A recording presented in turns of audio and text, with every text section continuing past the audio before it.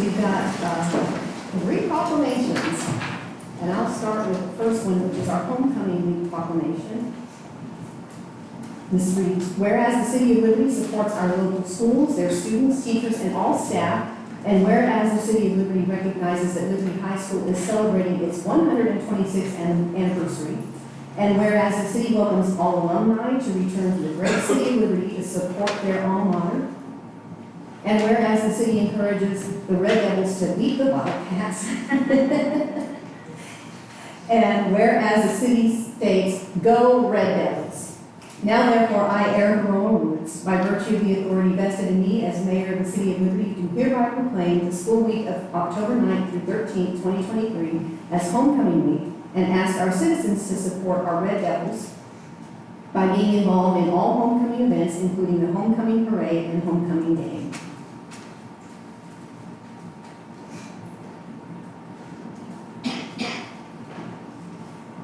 All right, very good. And next I have the Mayor's Proclamation. This is for Disability Employment Awareness Month. Whereas South Carolinians with disabilities have the same aspirations to competitively work and contribute to their communities as everyone else, and whereas business and community leaders have called for a diverse and capable workforce to further advance the economy of the Palmetto State, and whereas the support and cooperation of all people are needed to reduce the attitudinal and physical barriers that hinder full acceptance of people with disabilities and the right to place of employment.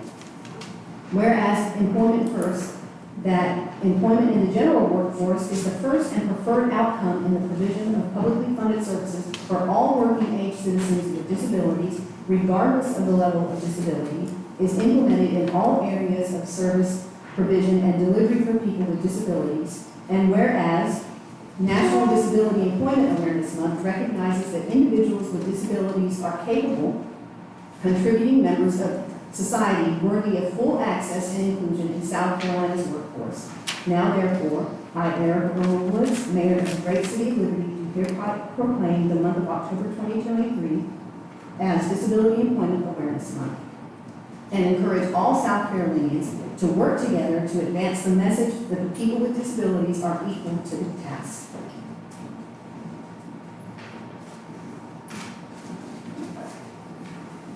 All right. And our third one for tonight is the Breast Cancer Awareness Month. Whereas breast cancer is one of the most prevalent and life-threatening forms of cancer, impacting millions of individuals and families worldwide, and whereas early detection and awareness are essential in the fight against breast cancer as they improve the chances of successful treatment and survival.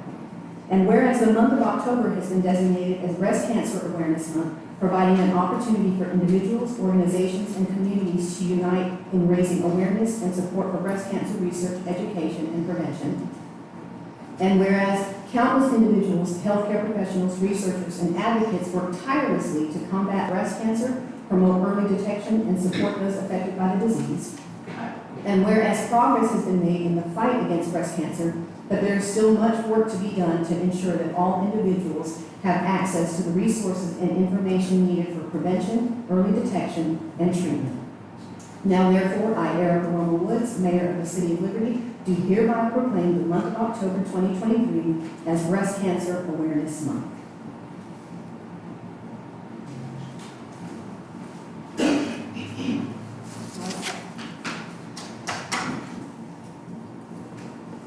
So that concludes our proclamations.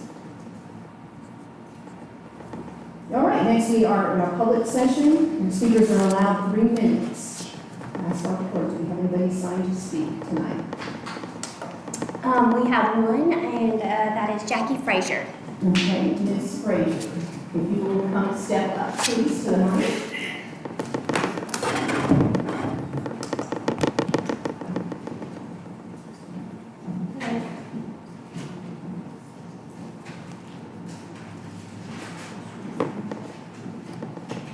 Bear with me reading this. I have cataract surgery and I can't hardly speak. You're good.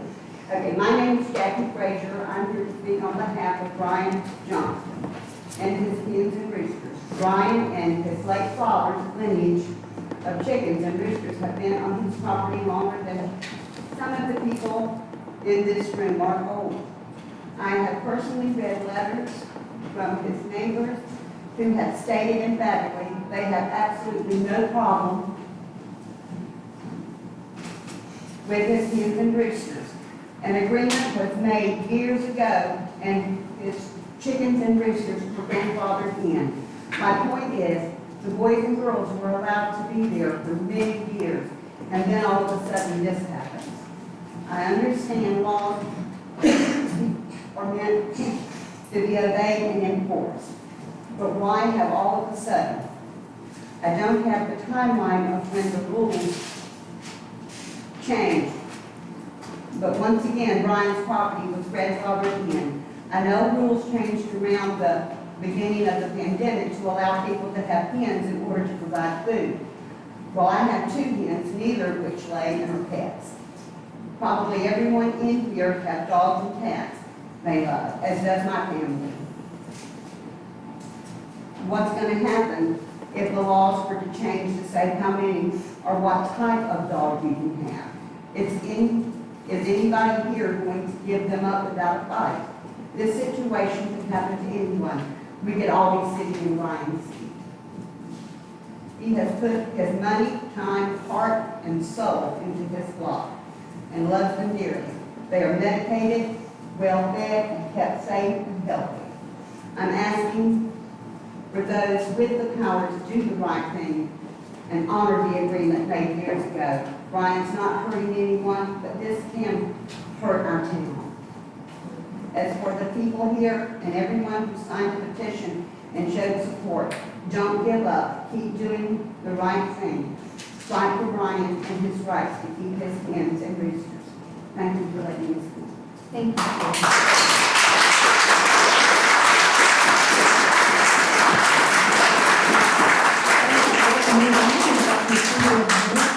We have your minutes there. Do I have a motion to approve these minutes as written?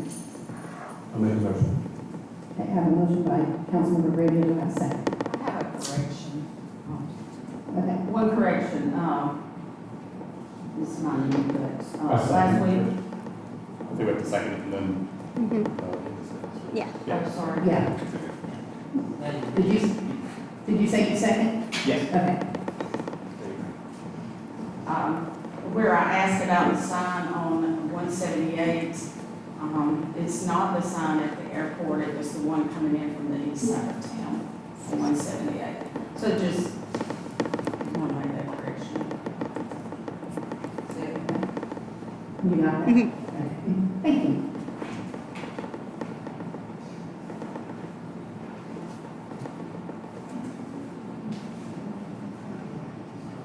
All right. So all those in favor of approving minutes with correction, signify by please raising your right hand, say aye. Aye. Okay, that was unanimous. All right, we have new business. First reading, amending the business license ordinance for 2023-2024, ordinance 2023-11. This is the Standardization Act requires that by December 31st of every odd year, each municipality levying business licenses tax must adopt by ordinance the latest standardized business license class schedule as recognized by the MASC and adopted by the Director of Revenue and Fiscal Affairs. So it's basically the NAICS code, and we're deleting some things off of that, and then adding the codes for the telephone companies. So do I have a motion to approve this? I'll make the motion. Okay, I have a motion by Councilmember Schumann. Do I have a second? Second. And I have a second by Councilmember Whitaker. Any discussion on that? So as part of the billiard and pool tables, is that the, also part of the recommended slate that we approved? Say that again, I didn't. With the pool tables, Uh-huh, the business tax on that, is that part of the slate that we're asked to approve? yes. And that's just part of the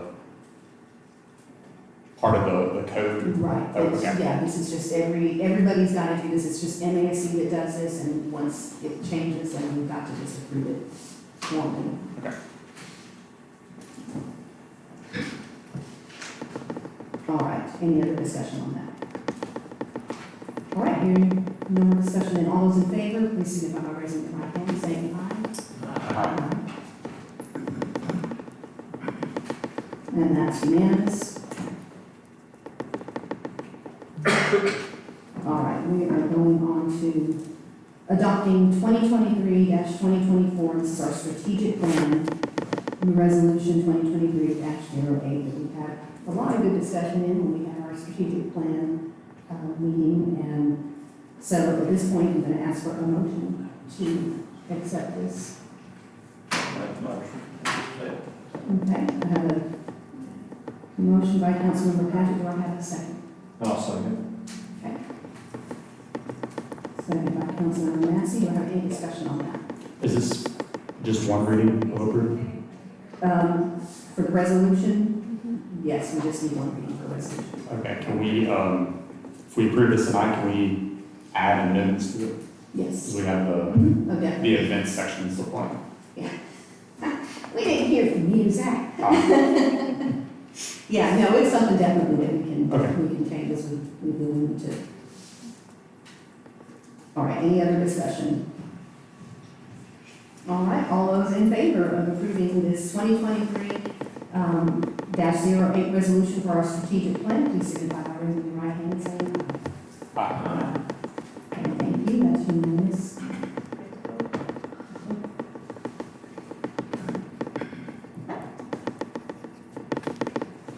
Okay. And then we've got our ordinances, these are all, they have to be separate, all these lots. This is ordinance 2023-16. We had to vote these in individually for 100% annexation. Currently, the county is going to 500 low-density residential, so, what's that address? I don't have the address in front of me.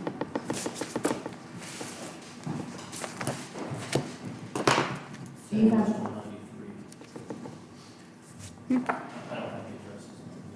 Okay, yeah, yeah, right there on Highway 93. Y'all can see it there.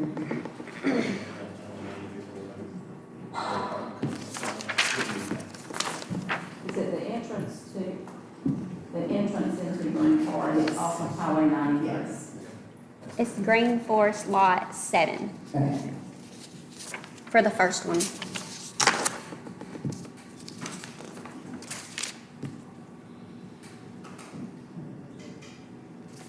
Okay, so this is where the 100% annexation, the property owner of the country seeks to trust and annex in.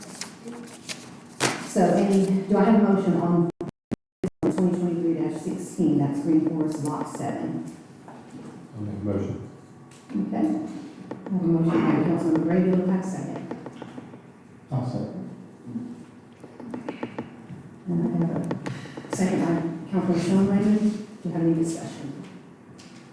Do we know what Nova Homes is, Steve? Do they own any of the other, or were they in charge of any of the construction For for the rest of the subdivision? Do we know? For that, the apartments right there, not that I I'm don't think aware they're of, probably no. apartments. Okay, so this is just a new, This is a brand new. Information if you like. so this is just a new development coming in? Well, It's just a single home. Yeah, there's no development proposed at this point. It's not a development, yeah, it's just lots that they want annexed in. Okay. And like the mayor was saying, they're low density residential. Yeah. No, it's not necessarily meant to be any kind of development. It's meant to be residential. Okay. Any other discussion on that?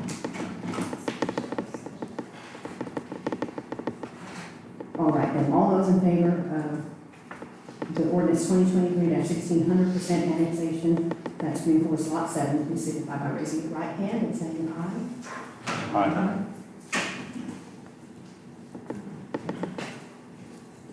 All right.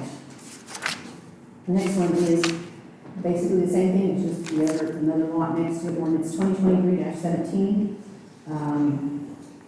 Do I have a motion to annex in this lot. What lot is that one? Does it have a lot number on that one? It is inside Highway 93, Liberty Plat 203-20, Lot D.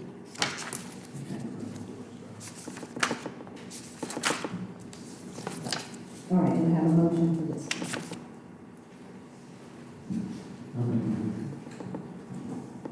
All right, I have a motion by Councilmember Schuler, and I have a second by Councilmember Arms. Any discussion?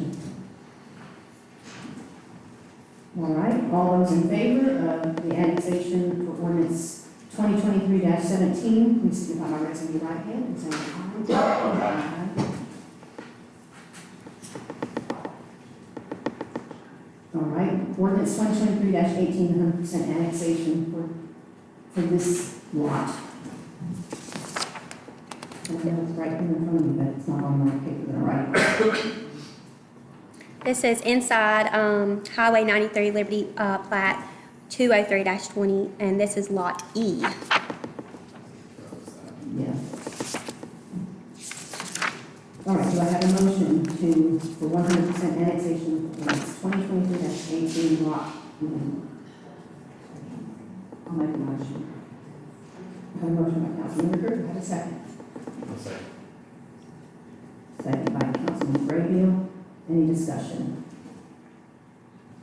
All right, all those in favor, signify. All right.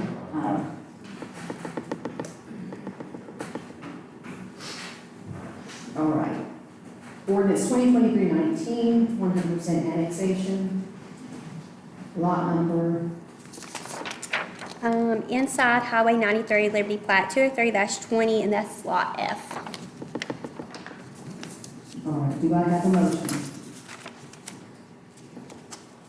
I'll make a motion. Okay, I have a motion, do I have a second? I'll second. And I have a second by Councilmember Schoenhaven, and any discussion? All right, all those in favor, please signify. Aye. All right, great, thank you. And that takes care of all of our new business. And you have your department head reports here.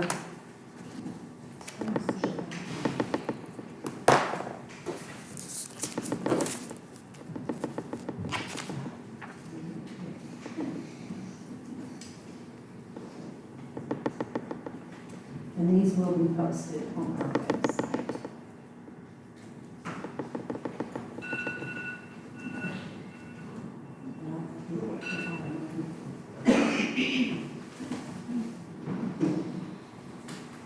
I'm just gonna try to read, okay, I just wanted to read the Parks and Rec, sometimes they have things in here that might be upcoming. The Liberty Parks and Rec report is sport court of the Carolinas has begun working on baseball court and pickleball tennis courts as well. Possible completion date 10/15/2023, depending on weather. The air conditioning repair at Mills Avenue Gym has been approved. The lighting at Mills Avenue will begin in the next few months. New sponsorship banner, very good. They're doing well with their sponsorships at the rec. They pressure washed the Rosewood Center, signed a new contract with the mobile pet doctor. They're maintaining all the parks and recreation grounds and facilities. All fall sports will be ending soon. T-ball, softball, baseball, and volleyball. Rental of City Stadium for this month. They've got 3 rentals. They purchased pickleball paddles and balls. We'll host tackle football championship games on the 23rd of October. We'll hold a flag football tournament on the 14th at Kings Field. And they'll have 2 tackle football teams in All-Stars and 3 volleyball teams. Cheer teams had a great showcase. Next one is on the 10th. New batting cages have been approved and will be placed at Little League Park in December of 2023. Possible indoor Liberty only soccer league. So lots of things going on with the rec. We're excited about it. And,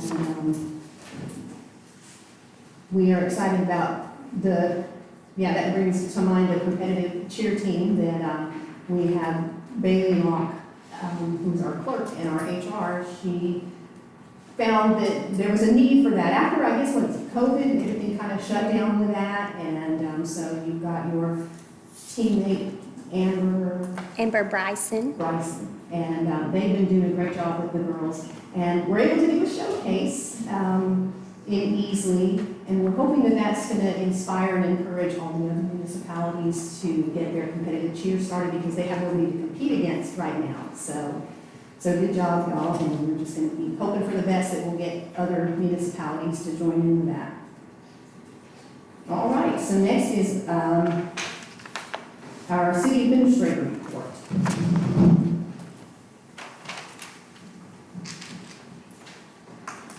Good evening, everyone.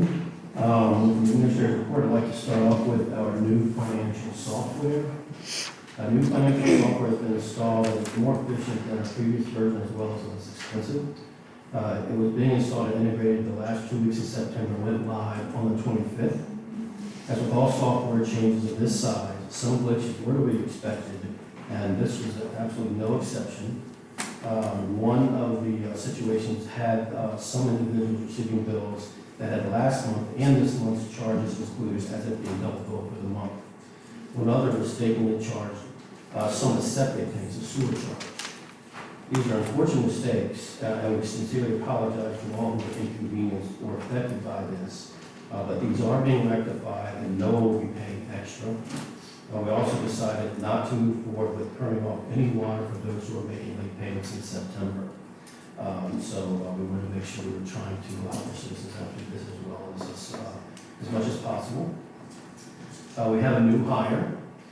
I'd like to welcome Dana Chastain to the City of Liberty team.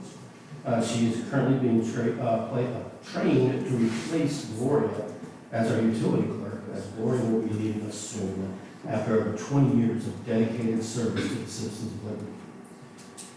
Next, I'd like to bring to your attention again also that I'm pleased to announce, as you can see from the sign out front, the Liberty History Museum will be opening up, I believe, this Saturday, right back here in the room over here down the hall. So if possible, please come by and welcome them to the City of Liberty and look forward to years of history being taught to our community as well as visitors.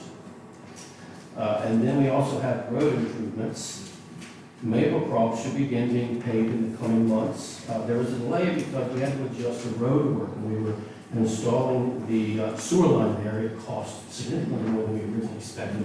We originally expected to do the sewer lines for 3 roads, but then we ran into rock in Maplecroft, and it made it significantly longer and more expensive because of that, to get through that, as well as the cost rises with the economy. So we really only able to afford to replace the sewer line on Maplecroft. With that, though, the money that we received from the county to pay the roads was also for those 3 roads.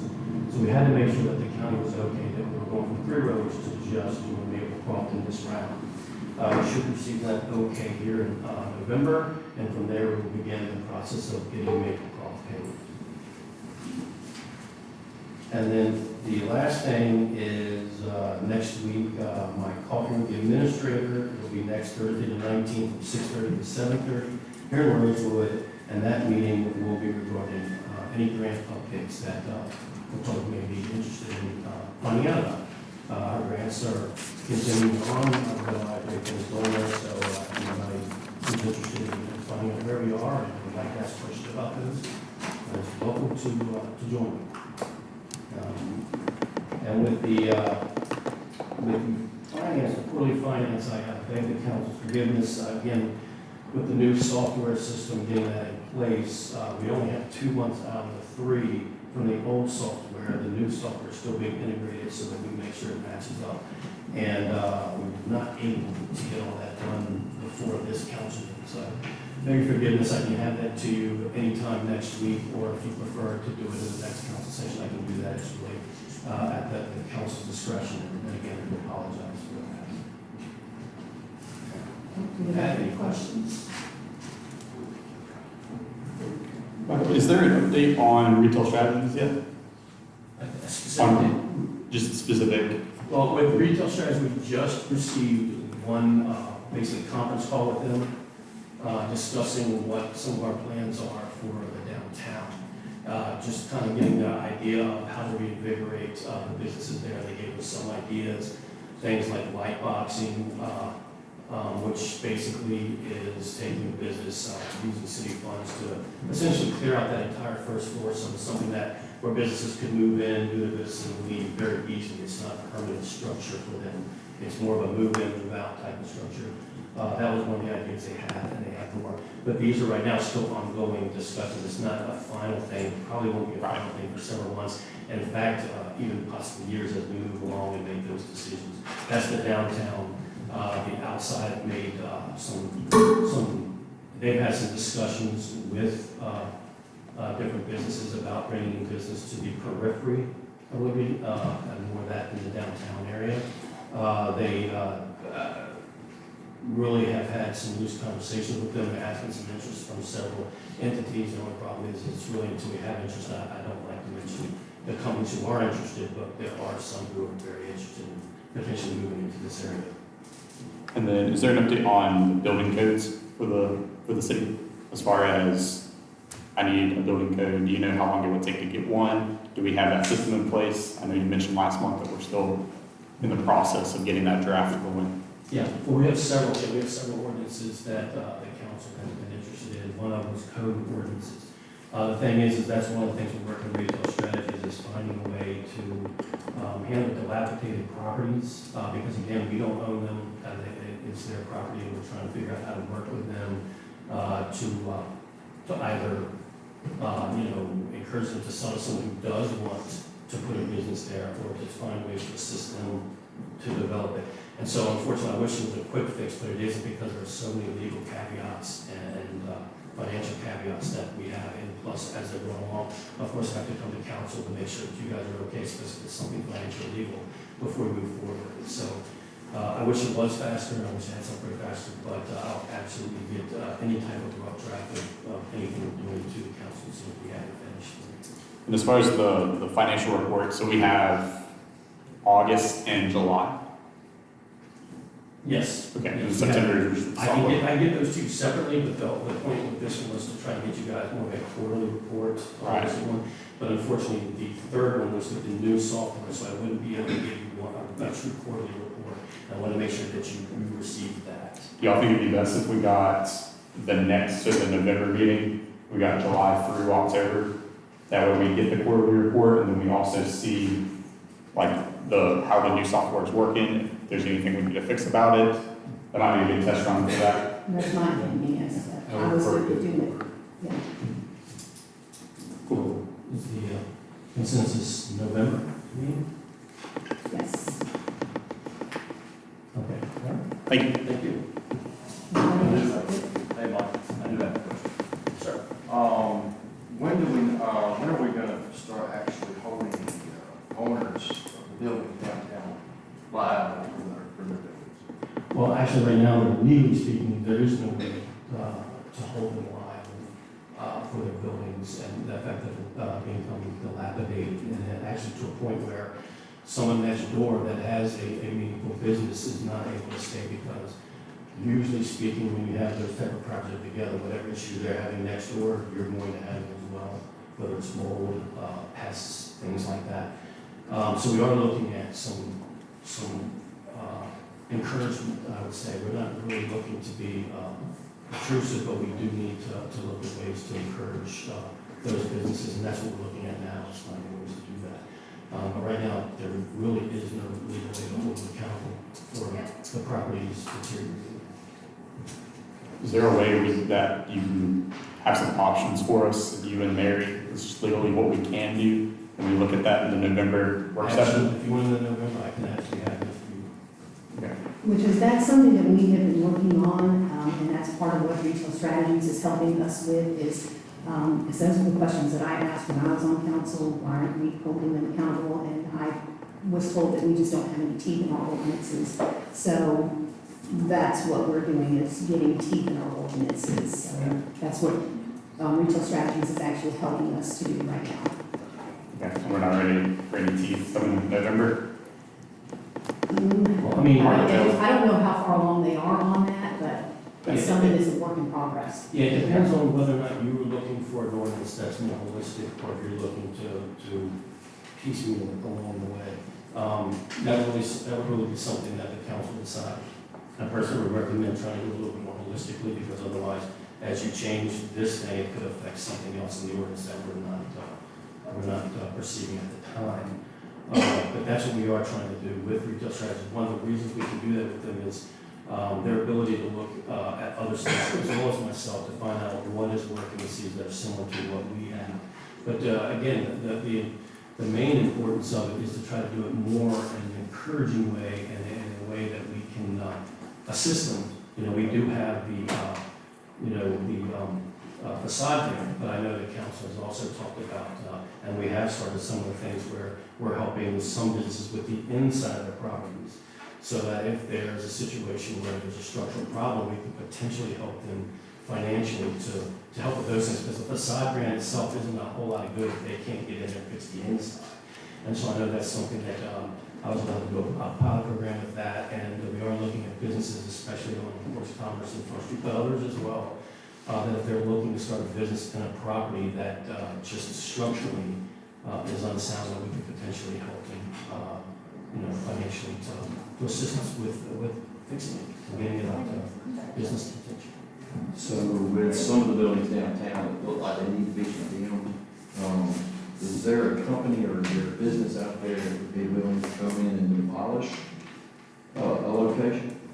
Well, first off, even with condemning it, there would be some aggressive steps we have to take in order to do something like that. Of course, there are companies out there that can do that, but there's like about 8 steps between condemnation and something like that. So right now, we aren't really looking at that angle. We're really trying to see if there is any potential for these downtown buildings. Some of them are not. I mean, there's the one on Front Street we talked about, that's between the gas station and Commerce Street, which the roof is basically gone, and it's gonna take several $1,000s, probably over $200,000. So a situation like that is a different situation. Some of these, we just need to find out how possible it might be to assist them to get these buildings in a usable state. Real quick, with us moving from just facade to also allowing for interior, are we also looking at allowing businesses that are already in existence to apply for that as well, or is it only in consideration for new businesses? Because that wasn't an option when some of the businesses opened, it was only facade. If they're still running into problems with the interior of the building or the set roof or something like that needs some assistance, is it an option for them to apply? Because if that's not a problem, they can still end up closing down the business that might be viable. Absolutely. I mean, the only caveat to that is really the property owner. So sometimes the business itself wouldn't be the one because they're leasing it with the property owner. But absolutely, if someone is interested in doing it, again, we're just getting that started. But if someone's interested and needs some financial assistance that we could potentially provide to help them get it into a usable state, then yeah, we are definitely there to negotiate with them. I don't know if we do more than half. We probably expect half from them, and then we can maybe provide the other half, and then look at some maximums there. But absolutely, assisting a business owner that has a existing business in there that they feel like it needs upgrade. Now again, this wouldn't be decorative. This would be structural. This would be something that they really need to keep it safe and be able to make a viable business out of it. But yes, we could do that. So this financial assistance the city can help with, is that a common thing? I mean, that cities do for Oh, absolutely. building owners in a town such as ours? Oh, absolutely. It happens all the time. It's one of those things where you do have public-private partnerships in towns, especially with dilapidated homes, where it gets to a point where in order for a city to actually potentially survive financially, you've got to bring businesses in, and if you don't, there's just no other way for that property to go, but become more and more dilapidated to a point where it may not be, rehabable.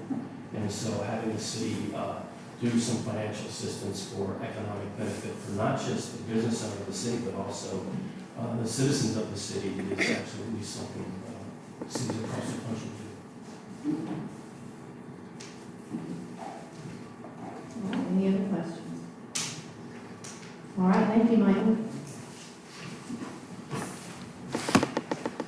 All right, so that concludes our department head reports. We'll move on to our city council reports, and I'll start with Councilman Schindler.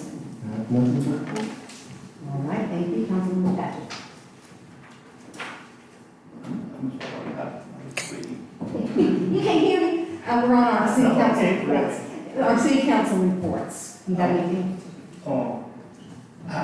Since we have such a good crowd, I would like to encourage everybody to go down Mills Avenue and look at our gymnasium area, the pickleball, basketball, and tennis courts are about through. They can line off and other things.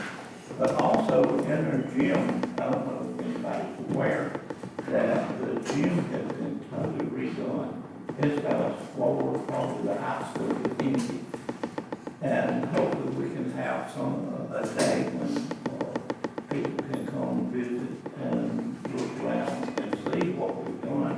And it is a beautiful complex, and I can't wait for it to be open. Thank you, I agree.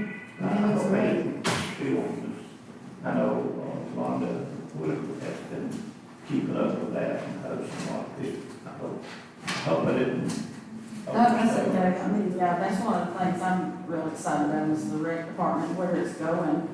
It was almost stifled for a while, I think, and I'm just excited to see it going somewhere else and people getting involved and people being excited about the rec department. And I think the director we have is doing an exceptional job. Councilman Reagan. Yeah, I would second that. I'm always excited. We live right down by the stadium, and I'm always excited when I pull in and the parking lot is just jammed packed full. And that's been probably 4 to 5 nights a week for the last 3 weeks. So all these tournaments and things, if you don't have kids involved in the rec, you may not realize how much is going on with it. Coach White has made a huge difference in revitalizing that. The other thing I would like to say is I am glad to see everyone show up. I have chickens, so I understand what you're saying. I just encourage you to stay engaged, period, whether it's this or something else. For those that don't know, that's how I got involved in council, was something that directly impacted my family and having to step in and fight back against something that we didn't feel like was right. I know this is still in the works, so I can't really comment on where I stand on any of it, and I don't feel like that would be appropriate right now. But what I will encourage you to do is, even once this is resolved one way or the other, stay engaged with what's going on in the city. I will be honest with you, most days we might have 5 people show up to a council meeting. So to have, a crowd like this is a great thing, because you're actually seeing the process, and seeing how this works. And I would encourage them to get involved. That's what we need, is people who are willing to step in and actually get involved and help us. So that's all I can say about it. I'm glad to see a room full of people that are willing to engage in something that they're passionate about. That's what city government is about. All right, thank you. And Councilman Massey? Well, I'd like to remind everyone of the Fall Festival, October 21st. It's going to be a great day for family and bring kids. We're going to have rides, bands. It's going to be a great event. So I encourage everyone here to at least make an appearance. October 21st, Fall. Thank you. All right, thank you, Councilman Massey. And Councilman Rutherford, was that all you had? Yeah, that's all I have. Okay. All right, and Councilman Burns. Thank you, Madam Mayor. I want to wish everyone a happy homecoming week. We have our homecoming parade this Thursday at 7 p.m. It's the same route as the Christmas parade.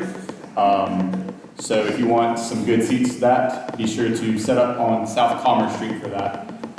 We also have our game Friday at 7:30 p.m. against 96, where we will hand out some awards for best floats, and we will also crown the new homecoming queen. If you bought a homecoming shirt, you can pick it up at the front office of the high school starting Wednesday.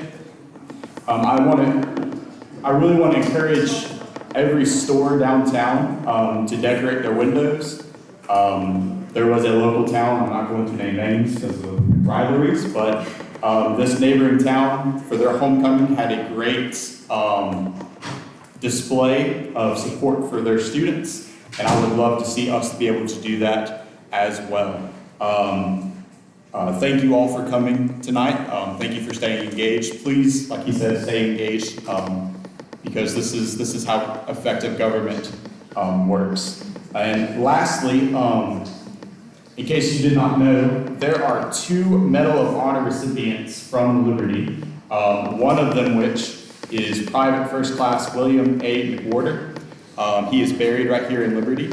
And the Liberty Masonic Lodge number 235, they actually took it upon themselves to take Private First Class McWhorter's grave, and they revamped it, and they actually cleaned it, and they've made a commitment that they're actually going to keep doing that. So they've almost adopted his grave, making sure it's always in prime condition, which is awesome, because that is by far one of the greatest honors anyone can ever have, is to receive the Medal of Honor.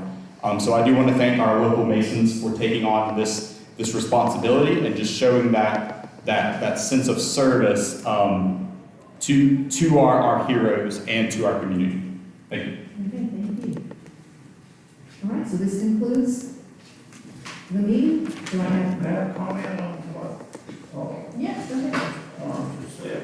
Before actually won 2 Medal of Honor. I did not know that till this week. 2. All right, anybody else before we close that? All right, do I have a motion to adjourn? I'll make a motion. Okay, I have a motion, do I have a second? Second.